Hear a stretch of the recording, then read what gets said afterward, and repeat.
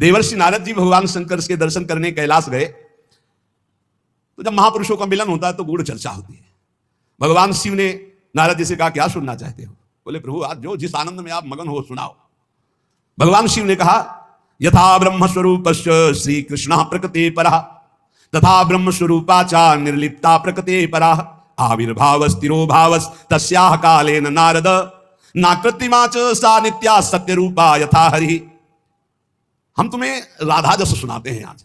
भगवान शिव कह रहे हैं, जैसे ब्रह्म स्वरूप श्री कृष्ण प्रकृति से परम अतीत है, ऐसे ही ब्रह्म स्वरूपा निर्लिप्ता प्रकृति से अतीत ये श्री राधा है। नारद जब समय समय पर भगवान अवतार लेते हैं तो उनके साथ उन्हीं के अंश से ये राधा किशोरी अवतार लेती है।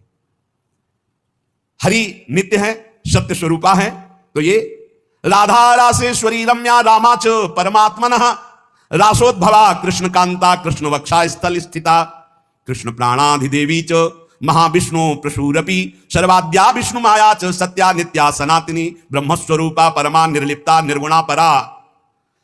परमात्मा की परा देवी ये राधा है, ये रासेश्वरी, ये रम्या, ये रामा, ये कृष्ण कामिनी, रासोद्भवा कृष्ण कांता कृष्ण वक्षा स्थल स्थिता कृष्ण प्राणाधिदेवी, और इन्हीं से महाविष्णु का प्रादुर्भाव होता है। ये महाविष्णु की भी जननी है।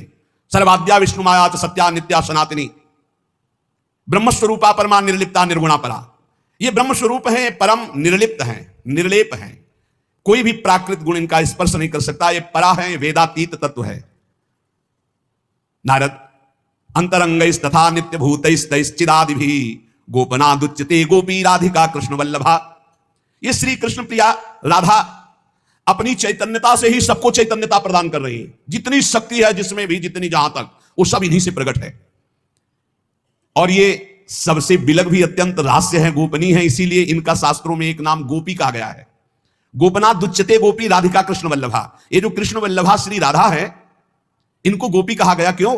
बोले गोपना दुच्यते, ये बड़ी रहस्यमयी है, ये बड़ी गोपन वस्तु है।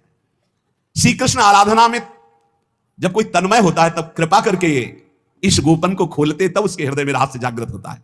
ये श्री कृष्णमयी परा देवता है।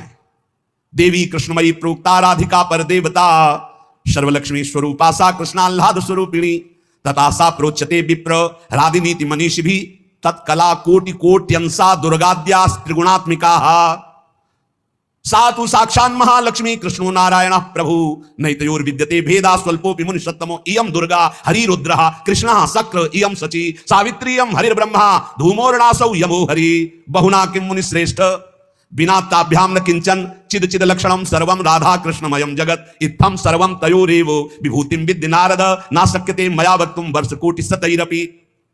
हे नारद जी, ये श्री कृष्णमयी श्री राधा परा देवता है, संपूर्ण लक्ष्मी इन्हीं के अंश से प्रकट है।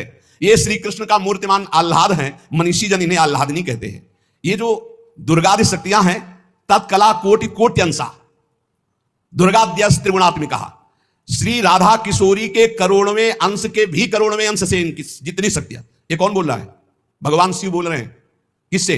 देवर्षि नारद जी से। कहां? कैलाश में। तो भगवान नहीं जानते क्या? शिव जी दुर्गा जी को नहीं जानते? जैसे लोग कहते तुम भी तो देवी का मूलमती है, बोले तुम भी तो देवी का कहते हो कि करोड़वें अंश। हम थोड़ी कहते महादेव, इसमें लिखा है महादेव। आज महादेव बोल रहे हैं, तो दुर्गा कौन है? महादेव की अर्धांगिनी, आधे अंग से प्रकट हुई वही देवी शक्ति है। क्या वो कह रहे हैं? तत्कला कोटि कोट्यंसा दुर्गाद्यास त्रिगुणात्मिका, दुर्गादि जितनी त्रिगुणात्मिका शक्ति है तत्कला कोटि कोट्यंसा करोड़वें अंश के करोड़वें अंश से हैं। सातु साक्षान महालक्ष्मी कृष्णो नारायण प्रभु। श्री राधा के अंश से महालक्ष्मी और श्री कृष्ण के अंश से नारायण। मुनि श्रेष्ठ, थोड़ा भी भेद मत समझना हमारी बात में। श्री राधा के ही अंश से दुर्गा है तो श्री कृष्ण के अंश से मैं रुद्र हूं। श्री कृष्ण जब अपने अंश से इंद्र को प्रकट करते हैं तो सची के रूप में इन्हीं के अंश से, राधा के अंश से देवी सची प्रकट होती।